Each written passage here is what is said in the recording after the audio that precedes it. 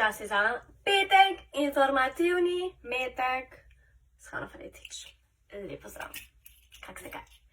Danes je petek, hvala Bogu, da je petek, da se človek vsaj tako malo uredi, ker bodimo realni, vsi smo v trenirkih in s čopi in s figami sred glave 99% časa. Tak dan, danes je petek 9.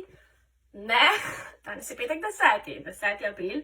Super sončno vreme je, tak dan, naj da povemo, kaj smo delali kaj ta teden. Včeraj smo imeli našo drugo spletno kavo, in sicer Sento, ki je govorila o v bistvu organizaciji spletnih dogodkov, se pravi o začetni ideji oziroma izvedbi in potem evalvaciji dogodka. Tako da, če ste slučajno zamudili, ne skrbeti, imamo shranjen live v dogodku, tako da v dogodek spletna kava Sento, imate shranjen live v večeri in si ga lahko pogledate, ker je bilo veliko koristnih in super informacij. Na tem mestu pa naj vas povabim na naslednjo spletno kavo, ki bo naslednji teden, 16.4. ob prav tako 5. Facebook Live. S kom? Z mamo. S Hano, spletna kava s Hano. Tako da pripravite si eno super kavico, ledeno, navadno, kapučino, karkoli, in se mi pridružite, ker bomo govorili o moji izkušnji dela v Španiji, ko smo še lahko se usedli v letalo in šli.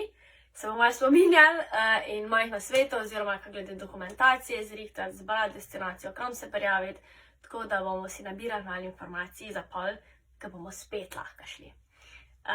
Tako da to.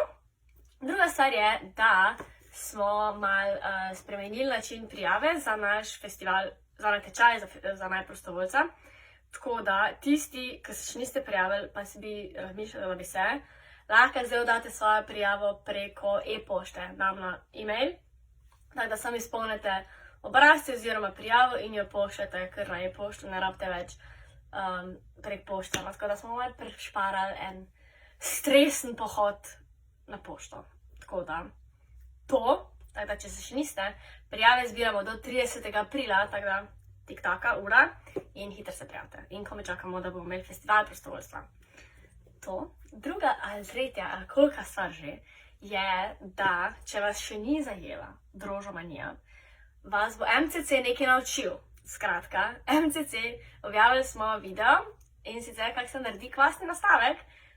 Tako da, če še niste spekli kruha z drožji do zdaj, je to edinstvena priložnost, da se pridružite tej drožomaniji, ki je zajela vso Slovenijo v teh časih, in spečete kaj dobrega. Tako da, pejte pogledati video, da se naučite, kako naredite kvasni nastavek in lahko spečete kruh in nam pokažete, kako ste spekli kruh, ker bodimo realni, vsi toliko pečemo v teh časih. Jaz sem spekla že toliko maffinov, pa toliko peciva, da ni več res. To, potem pa, ja pa malo to, že tako govorim, že ful predolg. In ja, mi smo še vedno polno paro delamo, smo tekočim vsemi projekti, skrbimo, da vse poteka normalno, tako da, če še karkoli rabite, pokličite nas, napišite nam, spremljite se socialna omrežja, Facebook, Instagram, da boste na tekočem, takoj, da čakajte, da vam jaz povem pa v petek, ne. Tako da, to.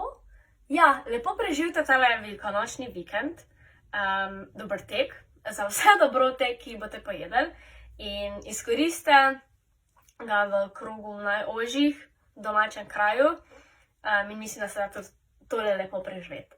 Tako da, jaz bi na tem trenutku rekla adijo in lepo se imejte, uživite, fajn se imejte. Samo da se imate fajn, to je najbolj važno. Ajde.